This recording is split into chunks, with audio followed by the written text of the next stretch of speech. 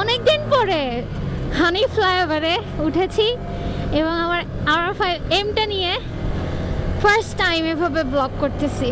So বাইকটা finally complete হয়ে গিয়েছে অ্যান্ড আসলে অনেক দিন ধরে আমি জানি না আজকে কতটুকু কথা বলে ভিডিও করতে পারবো, কারণ ওরা অনেক জোরে জোরে টানতেছে। সো ওদের সাথে আমাকেও একটু জোরেই টানতে হয়।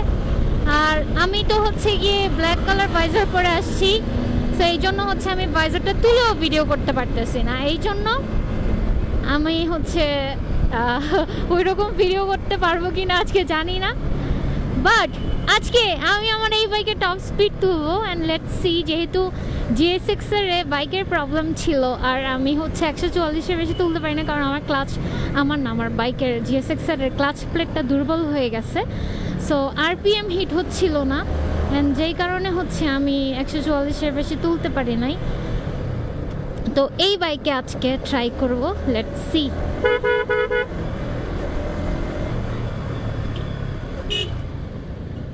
আর এখন যাচ্ছি হানি ফ্লাইওভার দিয়ে। হানি ফ্লাইওভার আসলে অনেক দিন পর আসছি বলতে লাস্ট অনেকবার গাড়ি দিয়ে আসা হয়েছে, বাইক চালায় আসা হয় নাই।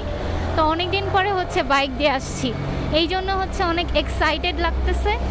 আর ভেরি সুন আমরা হচ্ছে ট্যুরেও যাব।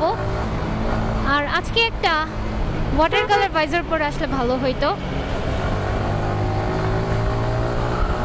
তো এখন টান দিচ্ছি, এখন আর কথা বলতে পারবো না কারণ ওরা অনেক সামনে চলে গেছে অলরেডি।